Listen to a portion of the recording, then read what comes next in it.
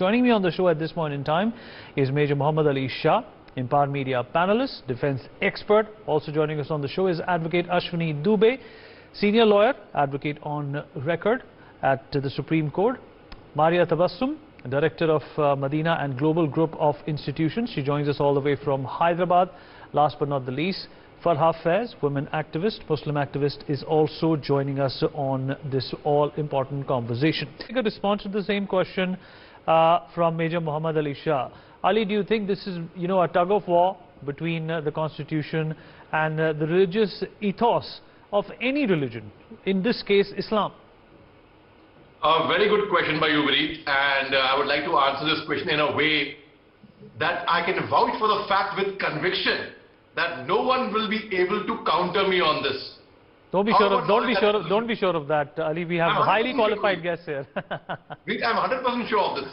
Okay. Listen, first, I believe the High Court ruling should be honored. All right. Now, going by that logic, where no religious symbols would be displayed in school until the final ruling comes out, fine, it should be honored. Now, does that mean what will the Sikhs do then? Because Sikhs wear turbans to school, they wear patkas. So what will they do? That is also a religious symbol. Secondly, which indirectly means that the High Court order is permitting burqas to school and not hijab.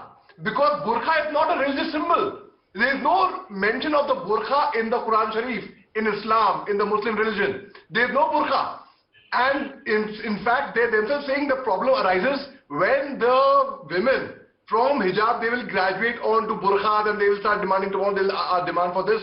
But in the Quran Sharif, there is certainly a mention of the hijab, which is khumur, which is the plural of khimar, which is a cloth which is covering your ears, neck and your bosom from both the ends. Now, in the Quran Sharif, in the chapter 24, verse 30. Ali, there are a lot of experts, Muslim experts and scholars, who differ on this matter. Some say that, it's not mentioned in the Quran Sharif that you have to wear the hijab.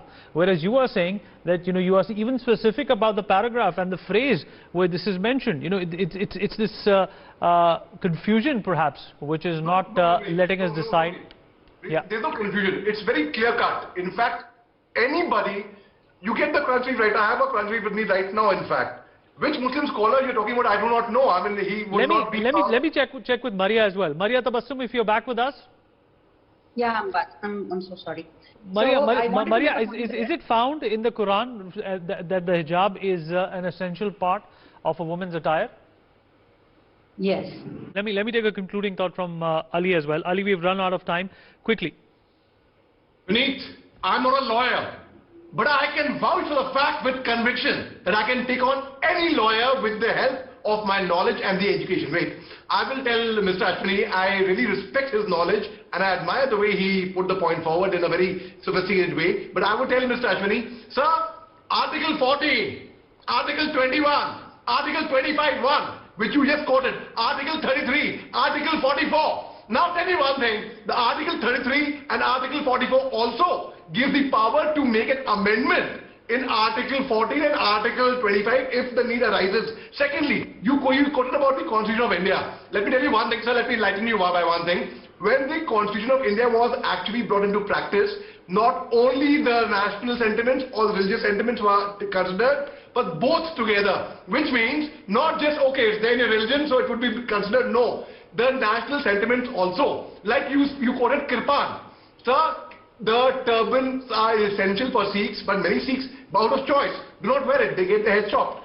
But at the same time, Kirpans, many of them don't use it because until now, there's hardly been any issue on security with regards to Kirpan issue is concerned. Now, when we talk about hijab, it has a mention in chapter 24, verse 30 for men, for lowering the gaze. They should not look at a woman lustfully other than her spouse. They should lower their gaze, his gaze. But I wonder how many men do that. Secondly, chapter 33.59, there is a very, very clear, distinct mention of hijab, but there is no mention of burqa. I reinstate the fact that there is definitely no mention of burqa in the Quran. Yes, it says women should be dressed modestly. Now, what is modestly according to you? My family does not, my women in the family, they do not wear hijab. But we respect the fact that they do not, or tomorrow, if they choose to wear a hijab, we will respect that as well. It's a personal choice. Okay, and all right. All right.